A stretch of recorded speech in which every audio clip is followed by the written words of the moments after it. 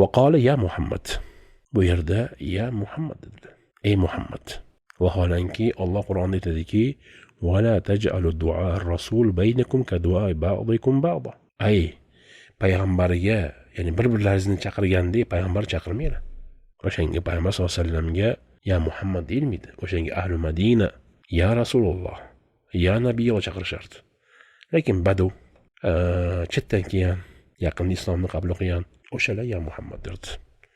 Hop, nima uchun Jibril alayhissalom ya Nabiyulloh demadi, ya Rasululloh demadi? Vaholanki bilamizki, Jibril 100% aniq bilardiki, Muhammad sollallohu alayhi vasallam nabiy, rasul. Bunga javob hattoki o'zlarini bildirib qo'ymasliklari uchun. Chunki o'zlarini bir mubham, noma'lum holda qolishlari ko'proq odamlarni o'ziga qaratadilar. Va maqsad hozir nima qilinyapti? Din ahkomlari o'rgatilyapti.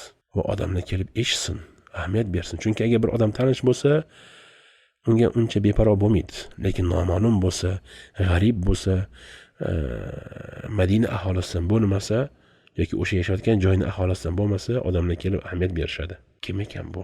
G'arib, kiyimlari top-toza, sochlari qop-qora. Shunga bunga javob nima uchun ya Rasululloh yoki ya Nabiyulloh demadi, balkim ya Muhammad dedi. Hattoki o'zlarini bildirmasliklari uchun, hatto odamlar bilishmasin bu kim. Chunki ya Nabiyulloh, ya Rasululloh bu payg'ambari tanigan, payg'ambar hurmat qilgan insonlarning siymosi edi. O'shanisi bilim qolmasin deb nima qildilar?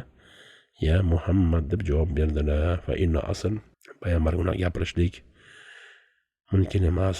Endi biz zamonda bu narsa aslan yo'q narsa. Chunki payg'ambar sollallohu alayhi vasallam o'lganlar, vafot etganlar. Lekin sahobalar zamonida bu narsa qaytarilgan deb deyish mumkin emas. Beodoblik bu.